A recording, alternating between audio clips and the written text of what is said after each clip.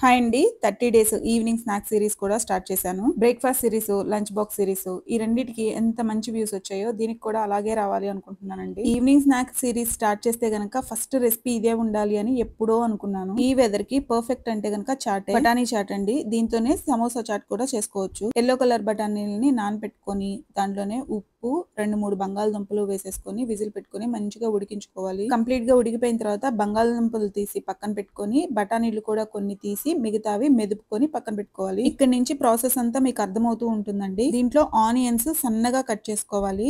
Ginger garlic paste కూడా చాలా కొంచెం వేసుకోవాలి. వేసుకోపోయినా పర్లేదు కానీ చాలా కొంచెం వేసుకోవాలి. ఎక్కువ వేస్తే గనక డామినేట్ అయిపోతుంది. బయట టొమాటోలు వేస్తారో లేదో నాకు ఐడియా లేదు కానీ దీంట్లో టొమాటోలు బాగుంటాయండి. టమాటాలు కంప్లీట్ గా మగ్గిపోయినాయి అన్న తర్వాత బఠానీలు, బంగాళదుంపలు ఆల్రెడీ పక్కన తీసి పెట్టుకున్న బఠానీలు వేసుకోవాలి. ఇక స్పైసెస్ మన ఇష్టం అండి. మన ఇంట్లో తినే స్పైసెస్ ని బట్టి వేసుకోవాలి. చాట్ మసాలా, గరం మసాలా, ధనియాల పొడి, జీలకర్ర పొడి ఏవైనా వేసుకోవచ్చు మీ ఇష్టం. బట్ నేను మాత్రం కారం కొంచెం, పెప్పర్ పౌడర్ ఎక్కువ వేసాను. ఇందులో మెయిన్ శనగపిండి వాటర్ లో డైల్యూట్ చేసి అది వేసుకుంటే గనక టేస్ట్ అయితే చాలా బాగుంటుంది. దీంతోనే బఠానీ చాటు, సమోసా చాటు లేదంటే పానీపూరి కూడా వాడుకోవచ్చు. టేస్ట్ అయితే చాలా బాగుంటుంది. నచ్చితే ట్రై చేసి ఎలా వచ్చిందో కామెంట్ చేయండి. బాయ్.